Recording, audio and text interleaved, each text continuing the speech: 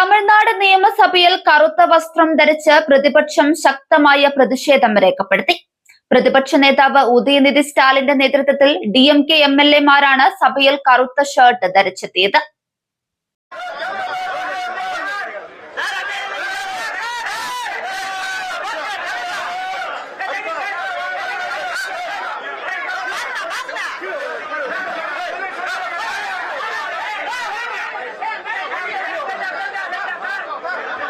സംസ്ഥാന സർക്കാരിന്റെ കാർഷിക ബജറ്റ് അവതരണത്തിന് തൊട്ടുമുമ്പായിരുന്നു ഈ നാടകീയ നീക്കങ്ങൾ. കാവേരി നദീജല പ്രശ്നത്തിലും കർണാടകയുടെ മേക്കോദാട്ട് അണക്കെട്ട് നിർമ്മാണത്തിനെതിരെയും കൃത്യമായ നിലപാടെടുക്കുന്നതിൽ ഭരണപക്ഷം പരാജയപ്പെട്ടു എന്ന് DMK ആരോപിക്കുന്നു. വാഗ്ദാനം ചെയ്ത കാർഷിക കടങ്ങൾ എഴുതി തള്ളുന്നതിലെ താമസം, മേട്ടൂർ ഡാം തുറക്കുന്നതുമായി ബന്ധപ്പെട്ട ആശങ്കകൾ എന്നിവ പ്രതിപക്ഷം ഉന്നയിച്ചു. പുതുതായി അധികാരമേറ്റ ഭരണകൂടത്തിന്റെ ആദ്യ ബജറ്റ് വെറും റീമേക്ക് മാത്രമാണെന്നും കർഷകരെയും സാധാരണക്കാരെയും ഇത് പൂർണ്ണമായും നിരാശപ്പെടുത്തിയെന്നും DMK അധ്യക്ഷൻ MK സ്റ്റാലിൻ വിമർശിച്ചിരുന്നു.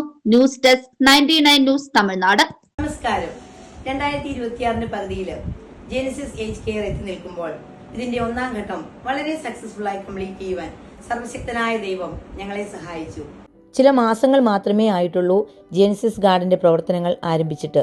എങ്കിലും പലയിടങ്ങളിൽ നിന്നും സ്നേഹസമ്പന്നരായ പല മാതാപിതാക്കന്മാരും അവരുടെ റിട്ടയർമെന്റ് ജീവിതം ചെലവഴിക്കുവാൻ ജെനസിസ് തിരഞ്ഞെടുത്തപ്പോൾ ഞങ്ങൾ ഒന്നാം ഘട്ടത്തിൽ നിർമ്മിച്ച എല്ലാ റൂമുകളിലും ഏകദേശം റെസിഡൻസ് നിറഞ്ഞതിനാൽ ജെനസിസ് ഗാർഡൻ ഏജ് കെയറിന്റെ സെക്കൻഡ് പാർട്ട് ബിൽഡിംഗ് പണികൾ ഉടൻ ആരംഭിക്കുന്നു.